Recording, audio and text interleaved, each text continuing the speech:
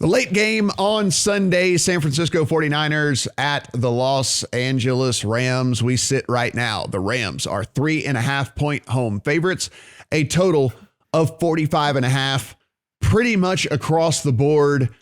In rest of country, there are a bunch of 46s in Vegas. So this is taking a little bit of money towards the over in Vegas anyway, but the line is exactly the same. So it's 3.5 across everywhere in the country, just a little bit of difference on the thinking on the total in Vegas to rest of country. Guys, listen, we all know this is the third time that they will meet, and everybody keeps talking about when teams meet for the third time, yada, yada, yada. It's so hard to beat a team the third time, et cetera, et cetera, et cetera. Well, guess what, fellas? Since 1970, there have been 22 different instances of a team winning the 2 regular season matches, and then they play again in the playoffs. They 3-game swept it 14 times. So it's not that hard. Preach. It's not that Preach, hard. Matt. It's happened more times than it hasn't happened. It's 14 for 22 since 1970. So all of that narrative is out the window. So we can stop with all of that you can't beat a team 3 times in a season. Yeah, you can. It's happened 14 of 22 times. So we're going to get past all of that. Now, there are a couple of injury situations here that we'll be monitoring. Trent Williams, big for the 49ers. DNP on Wednesday and Thursday. We will be certainly taking a look at what happens on Friday and what his official designation is for this game. Andrew Whitworth, who had to miss last week for the Rams, did practice in full on Thursday. He is going to play this week. Taylor Rapp at safety, guys. He has been out for the last few games trying to get out of that concussion protocol. And what do you know? He was back out practicing and is apparently on track to play this week because playoff concussions are not as bad as regular season concussions. So that being said, remember, this is a team that had to go sign Eric Weddle off the street to come in and play safety for them. So getting Taylor Rapp back out there would be a nice little boost for this defense here on the Rams side of things. Steven, let's head into this. I mean, I think everybody kind of looks at this the same way whenever it comes to how the 49ers most likely want to attack the Rams, despite the fact that the Rams are a really good run defense. I think they still want to run the ball and still want to try and shove it down their throat, maybe tire out that defense, because what you don't want is Jimmy Garoppolo having to throw 45 times at a game. So let's start with the 49ers offense. I also want to touch on the defense and also just why I think this number is strange for a playoff spread. But you mentioned the 49ers offense, so we'll start there. They needed overtime in week 18 to beat the Rams. But if you look at that game holistically, they dominated the Rams on a yards per play basis, 6.7 to 4.1. Jimmy G in both games against the Rams this year, over 9 yards per attempt. So even if they aren't as effective running the ball, because the Rams do have a pretty strong run defense, the 49ers and Jimmy have been able to throw it. Now, the question in this game is, are we getting an injured Jimmy G with the shoulder? I don't think I'm as worried about the thumb anymore. It's the shoulder, because once he got hurt in the Dallas game, in the second half of that one, he was only 5 of 11 passing, 39 yards, 3.5 yards per attempt. And last week against Green Bay on 19 pass attempts, 6.9 yards per attempt in the pick. Now was that the weather? Was it Jimmy being hurt? We don't know. I tend to just throw that Packers game out the window with the weather situation anyway. But he was a full participant in practice on back-to-back days this week. So that's at least encouraging.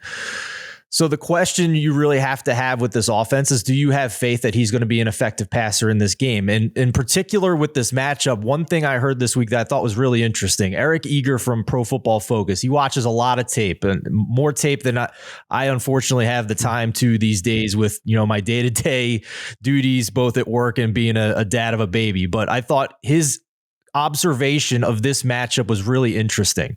And he said that the Rams motion on defense more than anybody in the league.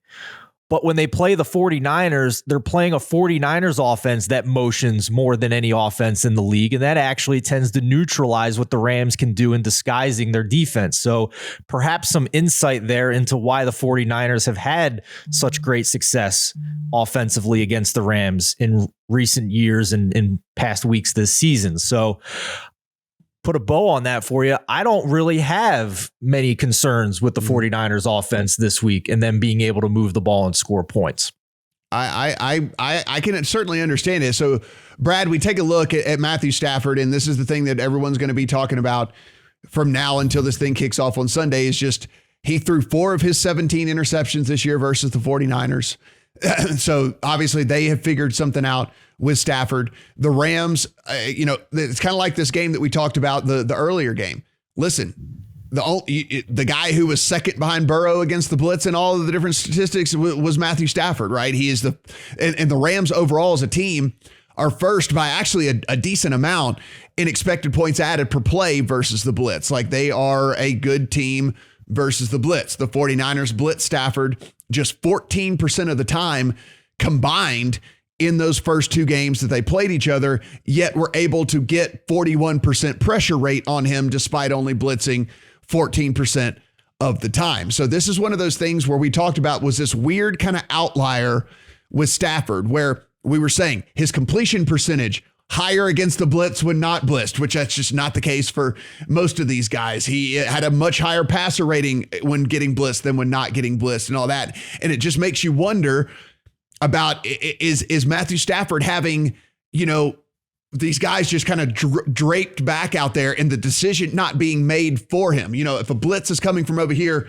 you're trying to throw back towards the blitz and you're trying to do all, and like, those are instinctual things for a quarterback. Is him sitting back and having all of these defenders out there and him having to make the choice of how to attack that, is that actually one of his Achilles heels? I mean, I think these are the things here that the 49ers have the benefit of at least finding out, because they do get so much pressure with that front four.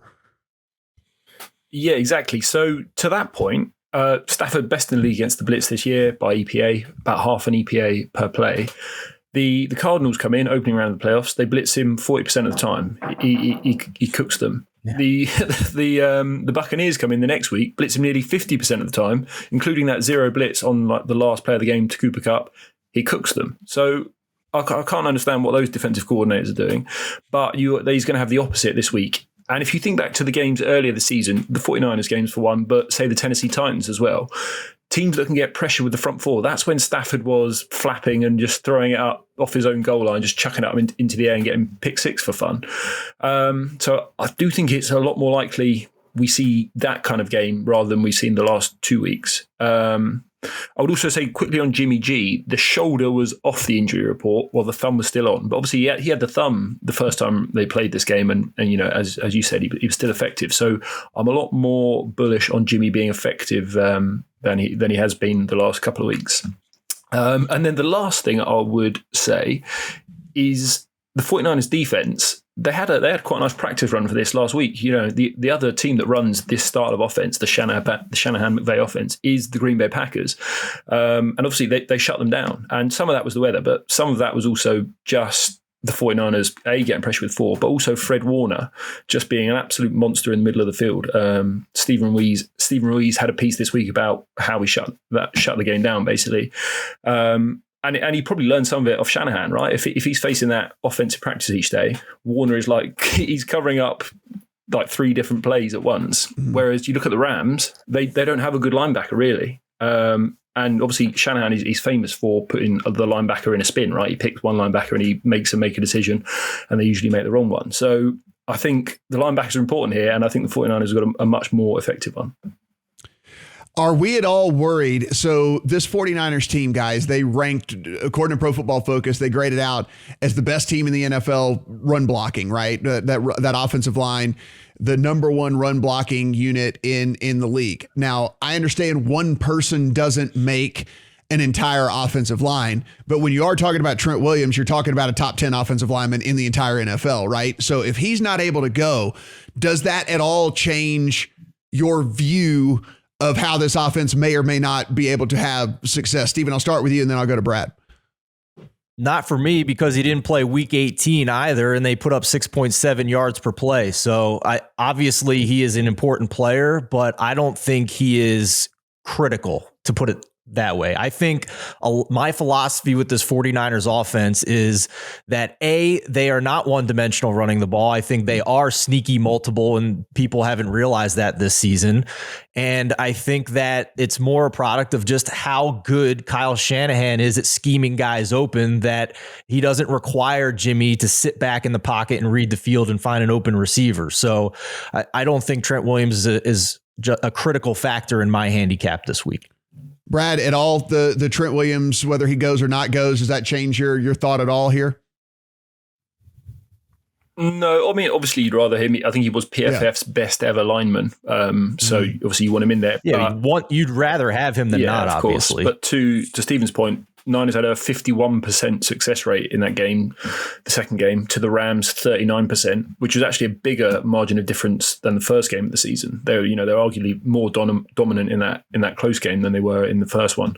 So yeah, to me, there's the 49ers probably the better team. So yeah, so this is the question for me, is it kind of goes back to what we were talking about in the Chiefs-Bengals game, is how are the Rams going to try and adjust on the defensive side of the ball, right? So they play zone 4 times more than they play man, right? And I think zone for a guy like Jimmy Garoppolo works out a whole lot better, right? Like a guy like Jimmy Garoppolo, you can go and you can have a guy just kind of find, and especially with as much as they rely on Yak and everything like that with these guys, like, hey, Debo, just go out there, find a little soft spot. I'll hit you, and then you do your crazy stuff after you catch the ball and going about your way. Hey, Kittle, go out there and just sit down in the middle of the zone, and I'll just hit you with these short little passes, high percentage passes, and all these. And I'm not having to throw against Jalen Ramsey shadowing anyone or anything like that. And so I wonder if the Rams, especially considering how losing the first 2 games against this team over the course of the season, do they try to play more man? Do they try to man up on these guys, make Jimmy G, make these decisions against, some of these corners in coverage like that, and not able to run some of the soft routes and things like that, the high percentage throws that he, really thrives in, by the way. He is against zone coverage. Jimmy G actually shreds zone coverage pretty good, right? I mean, I think he averages over 9 yards an attempt or something like that against zone coverage. Like, it is certainly the way that he prefers a defense to play against him. And so we have to wonder, is there going to be these fundamental defensive adjustments from these teams that, again, like the Chiefs got shredded by playing, man and blitzing against Burrow in the first game. Do they change that up? And the same thing here with the Rams. Like, if you just let Jimmy G kind of sit there and pick things apart, it seems like he's pretty good at that. I think if you go about it the other way and try to make him make quick decisions, have your receiver have to try and beat these other guys man to man and things like that, maybe he's not near as good. So, Brad, are you expecting, I'll put it this way, from McVay, from what we've seen from him? Because for me, I think the guy's kind of hard-headed. I don't think he changes things. I think he's kind of like, this is my way, and my way is going to work come hell or high water. Do you expect a different philosophy from this Rams team, having lost the first 2 games to the 49ers? Yes. I mean, I think if you're the Rams defense, you've got to stop the run. Like, you've got to put 9 men in the box, and as you say, just crowd the middle of the field. Right? You cannot, like, Jimmy G can only throw in the middle of the field. Do those things. And if Jimmy's going to beat you throwing not go balls, if he's going to beat you throwing Joe Burrow go balls on the outside to Ayuk, so be it. I would also say that everyone knows Jimmy G can only throw over the middle of the field, and he's done it. He's taken them to a Super Bowl. He's done it all year long. They've beaten this Rams team by running it in the first meeting and then throwing their way back into it in the second meeting. And you would also say that I think Shanahan and D'Amico Ryans feel like better coordinators, feel like better schemers than McVay and Raheem Morris. I mean, McVay's obviously famous for falling off a little bit in the second half of the season. And the other way to think about it is McVay is running Shanahan's offense. Shanahan built the whole thing. So is he always going to be one step ahead because he built the rules? McVay only knows the rules. So yeah, I don't think McVay's suddenly going to outcoach Shanahan and flip the tables. So full disclosure in this one, like I said, I took the 7.5 in the first game with Cincinnati. I have an incredible amount of Rams futures. So I am in a position here. I was sitting on the internet whenever it was the rumor was floated that the Rams were going to be trading for Matthew Stafford. I was able to get in. I have incredible NFC numbers. I have incredible Super Bowl numbers on the Rams. So I'm going to play the 49ers here at 3.5 and try to just win both, right? I'm going to try to middle both, and hopefully that happens for me. That said, I do at least have a lean to the 49ers anyway in this one, getting more than a field goal. I think the interesting thing here, guys, and I think we'd all three agree, home field advantage in LA is worth, at this juncture, specifically against this 49ers team, nothing, right?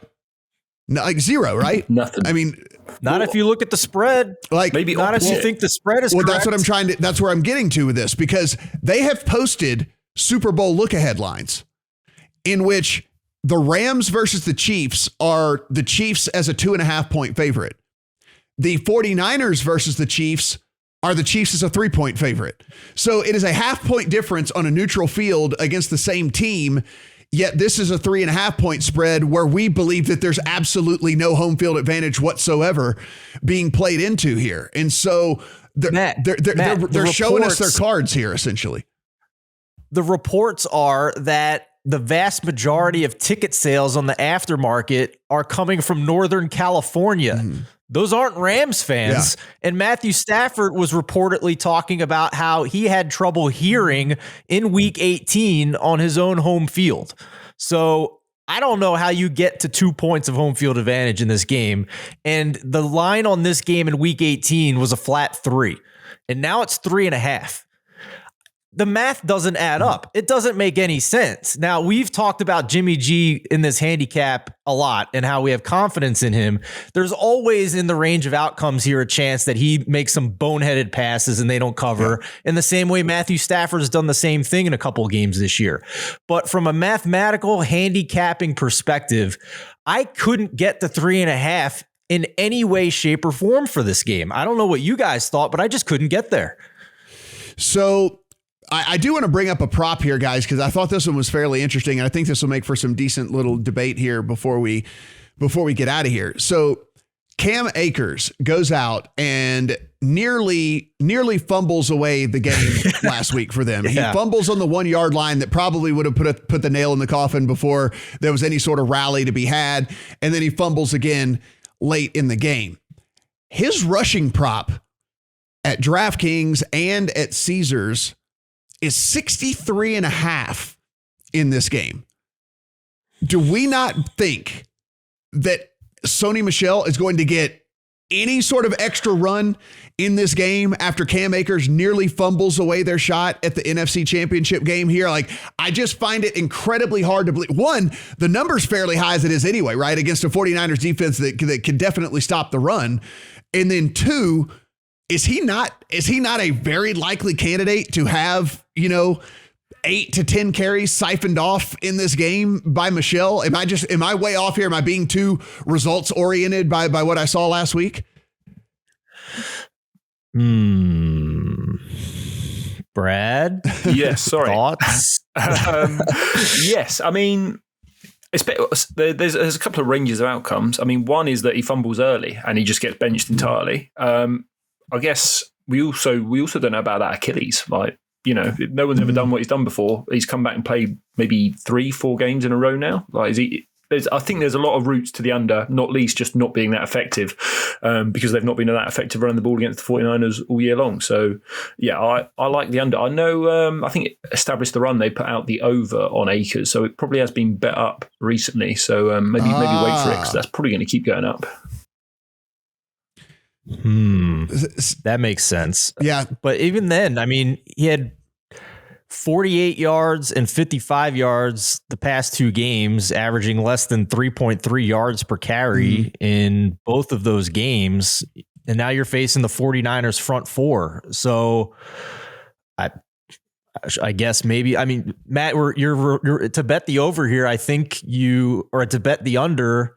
I think we are relying on potentially the fallacy of rational coaching here. And we mentioned how stubborn Sean McVay is with some of this stuff, but yeah, I mean, even statistically here, I don't know. It seems quite inflated to me as well. So boys, to get out of here, I mean, the guy that everyone's going to be watching this week is Debo, right? I mean, they how many times are they going to line him up in the backfield? How many receptions is he going to get? How are they going to utilize him? Because he is, I mean, listen, I'm not going to say how Debo goes, this offense goes, but look, kind of how Debo goes, kind of how this offense goes. Brad, his rushing yards are set at 39.5. His receiving yards are set at, you can find as low as 51.5 out there. Now, he has not been featured as a receiver of late, right? I mean, he's only getting 3-4 targets a game at receiver, and they're using him more in the backfield. Do you think there's even more of that this week, or do we see them kind of go back to trying to get the playmaker a little bit further down the field and try to make some plays? As we mentioned, should see a lot of zone, should be able to kind of run some of these patterns that gives him some lanes to try to get going here. What do you think we see with Debo this week? I prefer the rushing stuff here. I mean, Shanahan came out after the game and he said, I just wanted to get the ball in my best player's hands. I think that 3rd and 7 run near the end of the game just handed it off to Debo. So I think that's how they feel most comfortable. Like, let's just don't worry about anything else. Just give Debo the ball and run block, and it's probably going to go well. So I prefer the rushing to the receiving. I would say on the receiving side, it could be a big Ayuk game. He definitely gets more of the targets against man. We're just talking about just. There's a good chance the Rams just flood the middle of the field and say, if Ayuk beats us 1-on-1 against Darius Williams, then so be it. So maybe an Ayuk long rec over if he's going to be a lot of single coverage on the outside. Steven, how do you look at any of this from a prop perspective? Couple things for Debo. I do agree with the rushing situation for sure, but I also think that this matchup is more difficult to run on than their past 2 games against the Packers and the Cowboys, who were not in the same advanced metrics category as the Rams rush defenses. So that doesn't mean I don't think they're going to try and hand the ball off to Debo, but I do think this might be a game where he goes back to seeing maybe 6 targets as opposed to the 4 targets and 3 targets we've seen in the past 2 weeks. So I wouldn't bet it at, minus 115 or minus 120 on his overs, but if you want to sprinkle a couple bucks on Debo's 60 plus receiving yards and a touchdown, you're getting like plus 290 on that for this game. And he's had 90 plus receiving yards and at least 1 touchdown in both games against the Rams this year. And we've discussed that they are most vulnerable in the middle, and that's where Jimmy likes to throw the ball as well. So plus 290 is that's a pretty decent number for that. For those 2 props that are pretty highly correlated. The other stat or prop I'm looking at is Eli Mitchell over 69.5 rushing yards. They just don't seem to want to move this number up, do they, Brad? I mean, 7 of his past 10 games, he's gone over this number despite Debo being more involved in the rushing than he has in past weeks. I think he should be around 80. I think 69.5 is a little low considering how many carries he gets each game. Yeah, guys, this is going to be just an incredibly amazing weekend. Listen, I think we're looking forward to these games just to see how they play out. I mean, there is a lot of chess match stuff going on here, right? And that's what I think is really cool, really fun, really interesting. How are these defenses going to play? How are the offensive philosophy is going to change, if at all? How are these coaches going to make in-game adjustments as well? Because I think that there's going to be a couple of different situations where somebody's going to have to make a critical decision as to how the course of this game is going to go. So feel really, really good about that as well. Guys, if you need a new book, I know, hey, by the way, welcome Louisiana here on Friday morning as well. New York, welcome as well. All the other states. If you need the best sign-up offers out there, head over to the lines, because seriously, take advantage of the free money that the books are giving you. You're going to want to do that. It is the best way that you can maximize your profits and things like that, is to take the free money that they're going to give you. So get those over at the lines. If you want to follow Brad on the Twitter machine at Brad Allen NFL, you want to follow Steven at Steven Andrus 1. If you want to follow me at Matt Brown M2, good luck on all your bets here in Championship Week.